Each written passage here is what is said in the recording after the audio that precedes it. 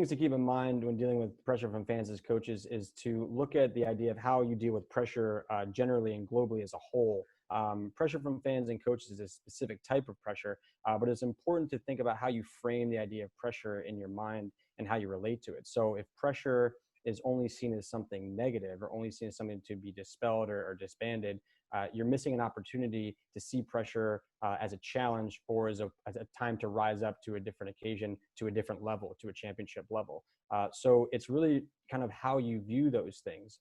Pressure from fans and coaches is always going to be there, but it's really important to compartmentalize as an athlete and focus on solely the singularity of purpose, which is to play and to perform at the ability level that you know that you can. So the fans, we don't want to paint them all with the same brush. There's a lot of different motivating factors for fans, but that's really not of your concern at that moment. Of course, fans, you want to play well for your city or your country or wherever you're at, your state. But in that moment, you're doing a disservice to yourself and your performance and the fandom if your mind is not 100% in the zone where it needs to be. So part of it is really practicing the ability to focus during these elements. So when it comes down to game time play, you have that ability intact.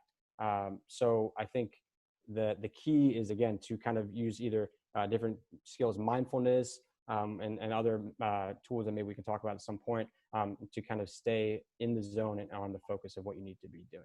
And for coaching pressure, I can kick it to Aaron.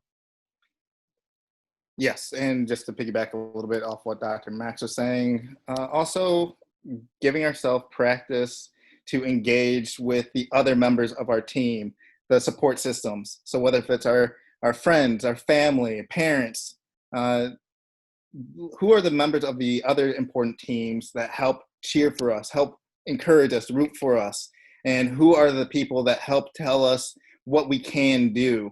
Because like Dr. Max is saying, fans are an additional component or element of the sport that we love to play, but they are not the sole focus or the emphasis as far as why we play.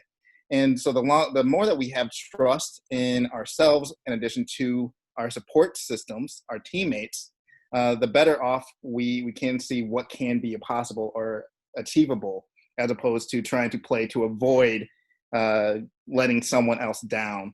And so it really does, trust is a significant part of this process as well. The stronger the trust between coaches and players, then as an addition, the trust with the fans will also be part of the process. And talking also about the coaches as well, I think the key for that is communication, right? If there's strong communication between players and coaches and a mutual understanding of what the goals are, and what as Aaron's saying, the trust in teammates and what the unified idea is behind what we're doing, then we can be more specific in terms of dealing with the pressure from coaches by knowing where they're coming from and what the purpose of their intention is. And every player needs something different. And so if there's not strong communication between player and not strong trust, as Dr. Smith was saying, then they can break down readily, and there can be kind of miscommunications or bonds can be broken. So I think in general, it also just comes back to, again, how do you cope with pressures in your life, period? And that's something that can be absolutely practiced and worked on.